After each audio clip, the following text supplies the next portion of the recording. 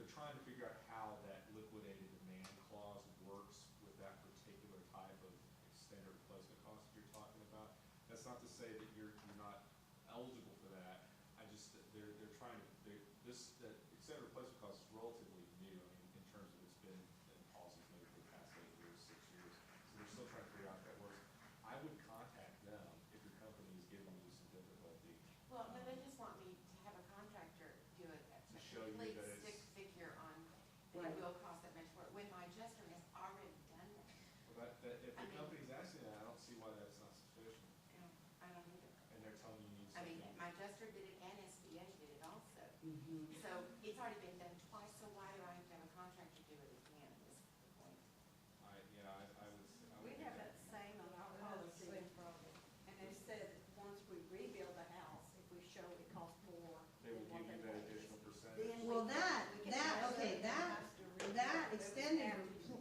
right, well, that, okay, the option A, I thought, it sounds like we're talking about two different things. You're talking about proof that you need for SBA? No. For your insurance company.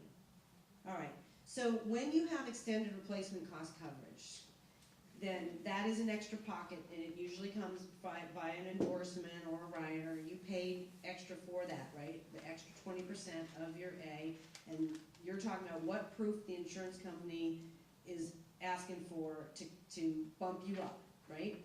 And generally, if you have a signed contract with a contractor that says it's gonna cost at least that amount, that should be sufficient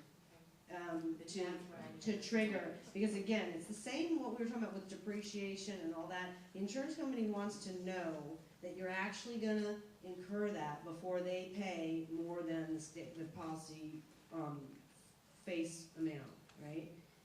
So it's a matter of getting that documentation, but if you have it, they should accept it. Yeah. Although sometimes there'll be a holdback during construction. Have you known an insurance company under the ALE to ever let a family purchase a trailer to go on their site versus living off-site? Yes, yes. So that does happen. Yeah, absolutely, but it's something you have to negotiate, Negotiation. yeah. Because if you can show them that they're gonna save money, over the long term of the claim by you buying a trailer versus you paying rent, That makes sense. then, yeah, and that would be a matter of, get the specs for the trailer and give it to the adjuster and say, this is what I wanna do, and, in all these things, it's helpful to get, if you have leverage, use it. So by leverage, I mean, maybe they were slow in replying to you, or maybe they've held out on something that they clearly owed. You can say, hey, you know what, I'm gonna file, don't make me file a complaint with the Department of Insurance.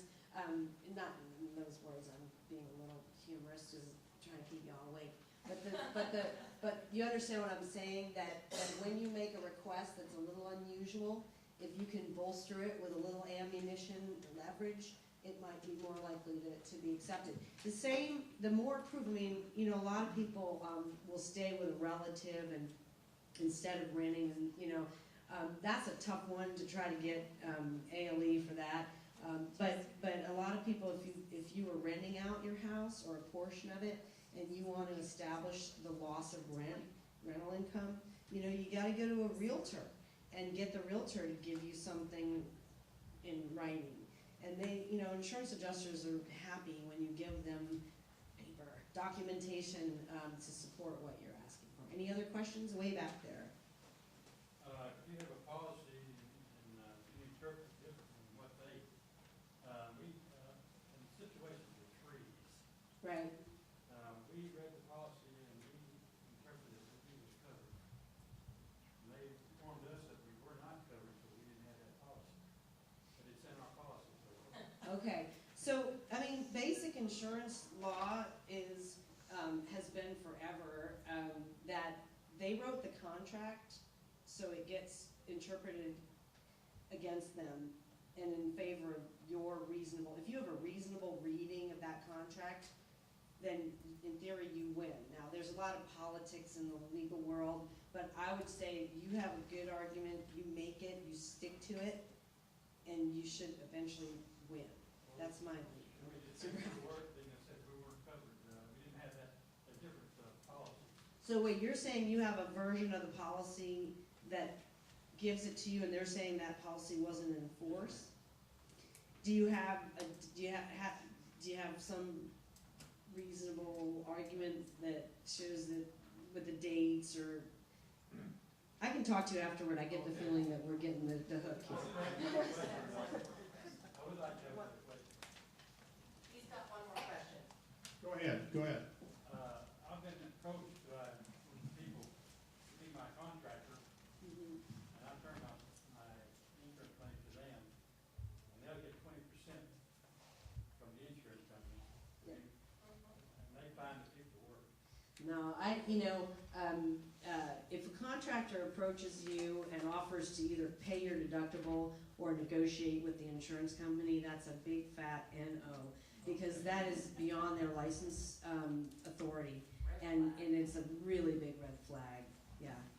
Oh, Okay, Do- I'm you, gonna I'm sound, sorry, you were, Yeah. go ahead. I'm gonna sound like a kindergartner here when I No, say this, I'm but sure you won't. honest to Pete, is there somebody you can go to with your policy and say, please help me read this thing, please help me understand this thing so that I can go back to my insurance company as an intelligent person and Yeah. say, this is what I have as coverage, Right. just like that. Well, the people that do that for a living are public adjusters and lawyers, and, in theory, the Texas Department of Insurance, the problem is, they're not gonna be an advocate for you, they can't be your lawyer, but the people who get paid to do that are public adjusters, okay? We've given you everything we can to help you do it yourself, but by law, we cannot negotiate with your insurance company for you. We can say, we have a document on our website, Anatomy of a Homeowner's Insurance Policy, that goes through it and gives you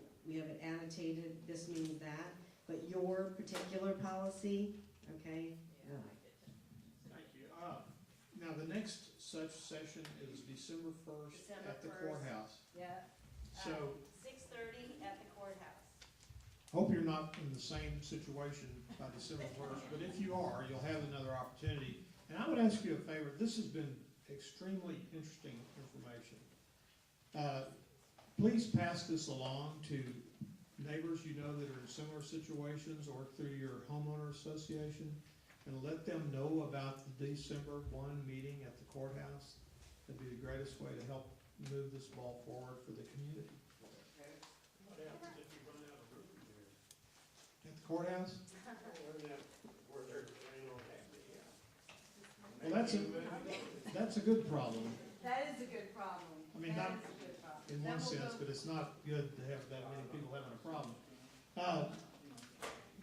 Let's give a big round of applause to these folks.